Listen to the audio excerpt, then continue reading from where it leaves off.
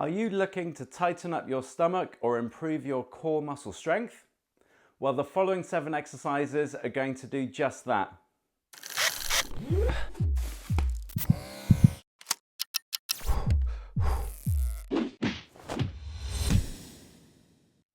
Hi everyone, and welcome to Exercise for Health, and I hope you're ready to be worked to your core.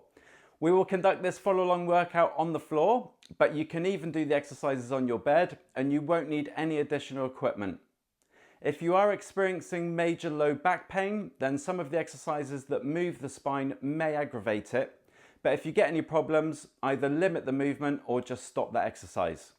However, most of the exercises in this workout maintain a neutral spine, and although they won't get you too breathless, they are very technical, so it's really important that you try to master the technique to get the most out of it. We will do 10 slow reps for each exercise, and in most cases this will be 5 on each side. You can do these at any time of the day on their own, or even following a cardio or strength workout if you wish. So get yourself ready and let's go. Okay, the first exercise we're going to do is one of the best core exercises you can do, and that's the dead bug. So for this one, you need to be laid down on your back. And the start position is you want your knees to be directly over the top of the hips with the knees bent at 90 degrees. And then your arms are going to be straight directly above your shoulders up towards the ceiling, palms facing each other, so the thumbs are pointing backwards.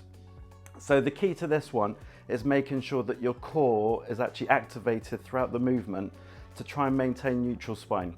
Neutral spine basically means it doesn't want to be hyperextended, so we don't want to have a huge arch in your lower part of your back, but at the same time you don't want to push your lower back flat into the floor. So the neutral spine is the bit in between, so the neutral position. And then we want to make sure that we engage our core. So brace your core muscles. Imagine like someone's about to punch you in the stomach and you're trying to tighten up those stomach muscles. That will just help then maintain that stability, so there's no movement of the spine while you then start moving the arms and the legs. So the movement from there then, just to show you, is I'm going to take one arm straight back behind me and the opposite leg's going forwards. So as I do that slowly, I just go as far as I can, make sure this is engaged, this is staying tight, and then slowly bring it back to the beginning. And then we then do the opposite side. So we're going to do 10 in total, 5 each side, so we're going to alternate. So get yourself set up, and then off we go. So just raising one arm back, keeping the arm straight, straighten out the opposite leg in front, really get a feel for the muscles in the core. So feel the lower back, see what that's doing, then alternate, do the same on the other side. Arm goes back, other leg goes out straight, bring it back to the beginning. Now if you find that as you're doing this movement that your back starts to arch a little bit too much, then don't let the leg go too far forwards. So as you're taking the leg down, just go so far. If it begins to arch, stop at that point and then bring it back up to the start. So you're just limiting your range of movement, because it will depend on how strong your core is as to how far you can actually extend that leg out. So we're going to do 2 more on each side. Make sure that core stays strong. So keep tightening up those stomach muscles, keep bracing, feel what's happening in the lower part of your back. If you feel it starts to arch up, again you've gone a little bit too far. Good. Right, last one on each side. Slowly out, slowly back. Might start to tremble a little bit.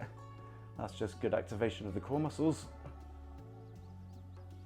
Good, okay, and relax. Brilliant, right, the next one we're going to do is actually going to be moving the lumbar part of the spine, and this is a pelvic tilt. So, again, we want to find our neutral spine position. So this time we're going to have the feet flat on the floor, with your feet about shoulder width wide. Arms you can just relax wherever you want, either on the floor or on your chest. And the aim is we're trying to tilt the pelvis, so we're trying to flatten the lower part of the back down into the floor and start to lift the tailbone of your spine up, and then revert it the other way. So pelvis is going forwards, and I'm trying to create this huge arch in the lower part of the back.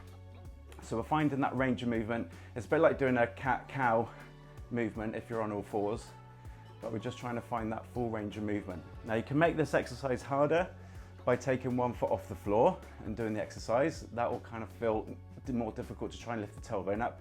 Or if you really want to go for it, you can do what's called a reverse crunch, which is basically both feet off the floor, doing that pelvic tilt where you're trying to lift the lower part of the back up. I can't do that, so I'm going to just stick with the basic one. So choose your position, feet flat on the floor for me, and then from there, let's squeeze that lower part of the back down into the floor, lift the tailbone of the spine up a little bit, but keeping the lower back pressed, and then forward tilt the pelvis, letting the back arch up. So we're going to do 10 of these. If you're taking 1 foot off the floor, we'll do 5 on each side, but just do the movement really slow so you can really feel these muscles in the lower part of the abdomen engage. Nice and steady. Keep breathing with the movement as well. If you find that you get some lower back pain, particularly when you get to the extreme end of the movement, so especially here where I'm pressing the lower back down into the floor, so I'm getting that lumbar spine flexion, just again limit the range of movement. Don't go to that extreme end if you start to get any lower back pain. Just work within your range that's pain-free. Okay, that's 4. So lower back down, squeeze it in, lift the tailbone up a little bit. Okay, that's 5. So we're going to do another 5. If you're doing it with 1 foot off the floor, then obviously change feet at this point. So you can do the other 5 the other way around. 6. Slowly return. And again, press that lower back down. Really engage these muscles in the lower abdomen. Good. We're going to do 3 more. Squeeze down, lift that tailbone up. Slowly revert back. Last 2. Press, lift. Good. 1 more.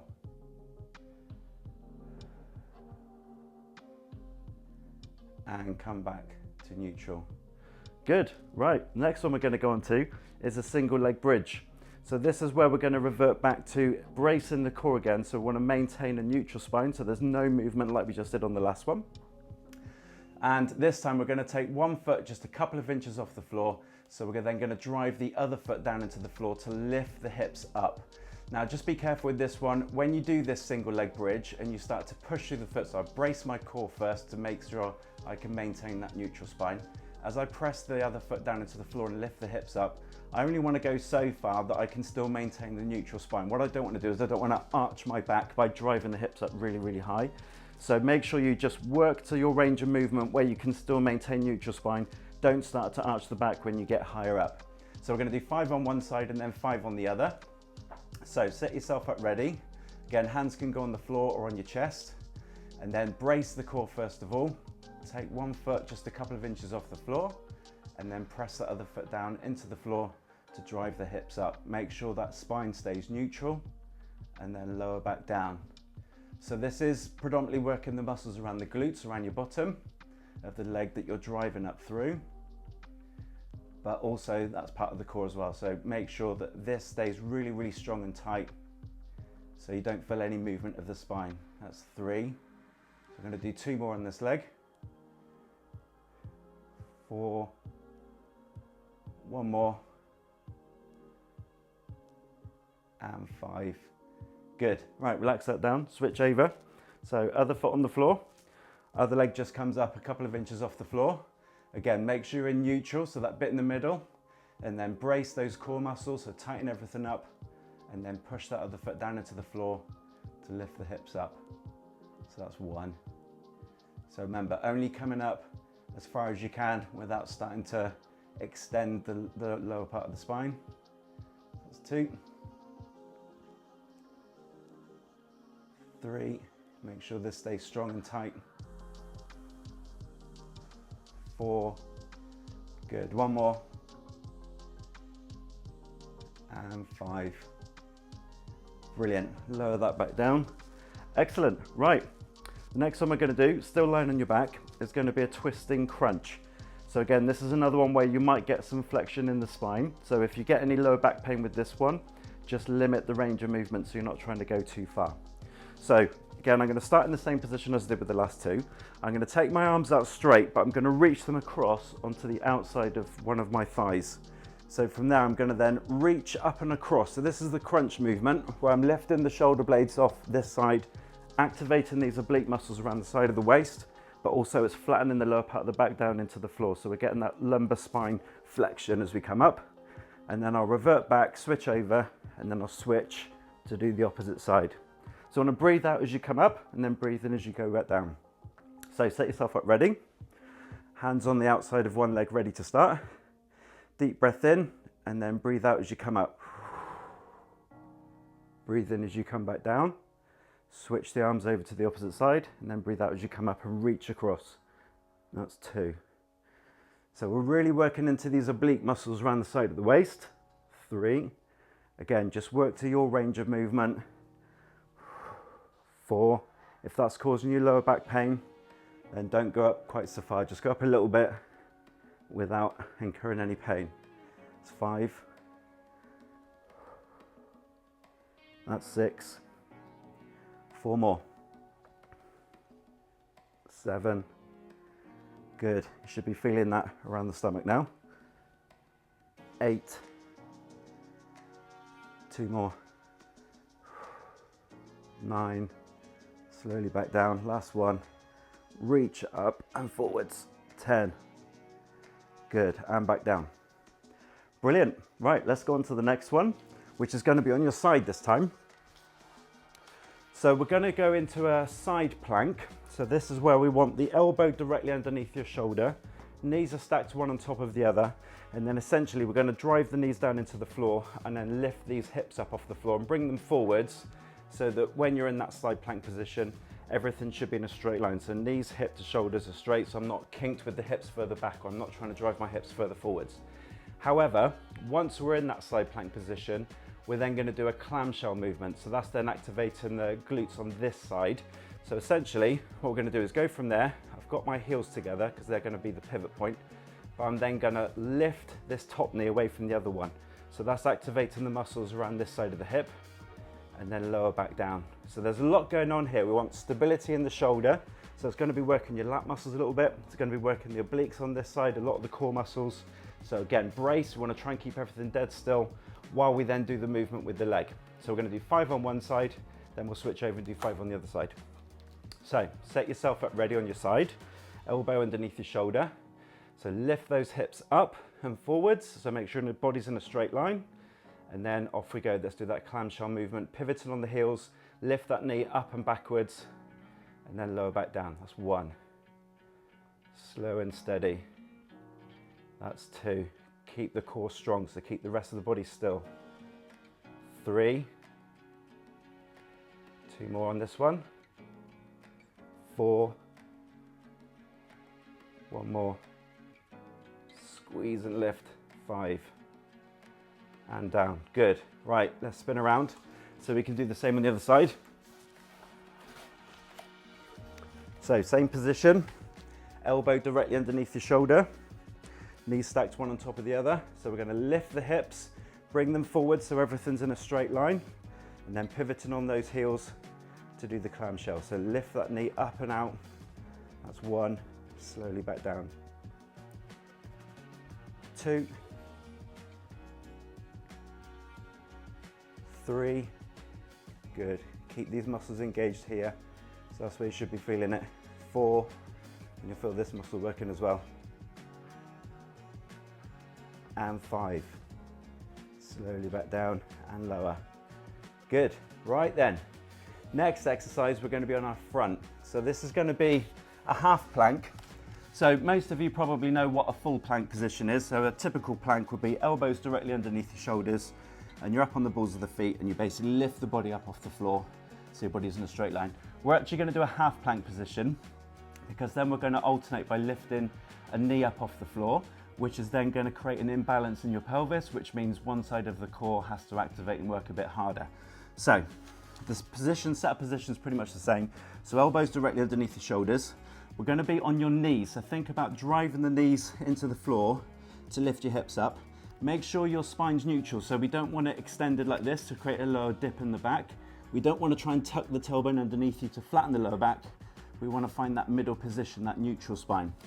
And then when you're here, we're going to straighten out one leg. So we've got this knee coming up off the floor while I'm still on the knee of the other leg. Lower back down, and then we switch, lift the knee of the other leg, and then lower back down. So we're going to alternate between the knees, and what that'll do is try and create this imbalance in your pelvis, and you'll feel one side of your core have to activate that a little bit more. So set yourself up ready, elbows under your shoulders, and then drive through the knees, lift the hips up, so you come into that half plank, make sure your spine is neutral, and then from there we're going to lift one knee up onto the toes, and lower, and then same on the other side, lift the knee, straighten the leg, so you just got the toes on the floor on that one side, and lower. So we're going to do 10 of these, 5 on each side. That's 3, 4, keep that spine stable, 5, so you're really embracing those core muscles, 6, down, 7, good, 8, 2 more, 9, and last one, 10, good, and lower. Brilliant. Right, we're on the last exercise. So this last one is called the bird dog, and it's very similar to the first one we did, the dead bug, but now you're on all fours rather than being upside down. So again, this is a really good core exercise. So we want to make sure that the knees are directly underneath the hips and the hands are directly underneath the shoulders. So you're on all fours to start off with. What we do is opposite side. So if I'm going to start with my right hand, it means I start with my right leg. So I'm going to make a fist with my right hand. This arm's going to extend out in front. At the same time, I'm going to extend this leg back. Now we're not trying to lift the leg up, because by lifting the leg up, that will then extend the spine. The whole purpose with this particular exercise, the bird dog, is to really brace your core muscles, so keep the whole thing dead still. What you might find is, as your leg goes up, it creates this imbalance and your pelvis will start to rock. So use your core to make sure that the pelvis stays dead level while the leg's going out and the opposite arm's going up in front. So set yourself up ready. And then starting with, it doesn't matter which way around you do it because we're going to alternate anyway, but we'll start off on one side. We'll do all 5 on one side and then we'll switch over and do 5 on the other. So off we go. So we're going to extend one arm out in front as the opposite leg goes back. Hold for a second. Now bring the elbow and knee close together. You won't necessarily touch, and then take it out and do it again. Extend and hold. So really brace those core muscles. You want to try and keep everything in the spine dead still while you're doing the movement with the arm and the opposite leg. It's 3, 4, good. One more on this side. That's 5. Bring it back, place the hand and the knee on the floor. Let's switch over and do the same on the other side. Okay, so make a fist, and then as you extend that out, the opposite leg's going to take back behind you. So extend, brace those core muscles, keep everything stable and still. Bring the knee and the elbow in, and then extend back out again. 2, keep that spine neutral, really brace those core muscles. 3, not trying to raise the arm and the leg up too much because we don't want to engage an extension of the spine. 4, keep everything strong. 1 more. And 5, bring it back in. Okay, relax it down. And that's it, we're done. Well done. I hope you enjoyed these floor exercises today. If so, please give it a like by clicking the thumbs up button below and consider subscribing if you haven't already. But thank you so much for watching, and remember to stay active and keep moving to feel better.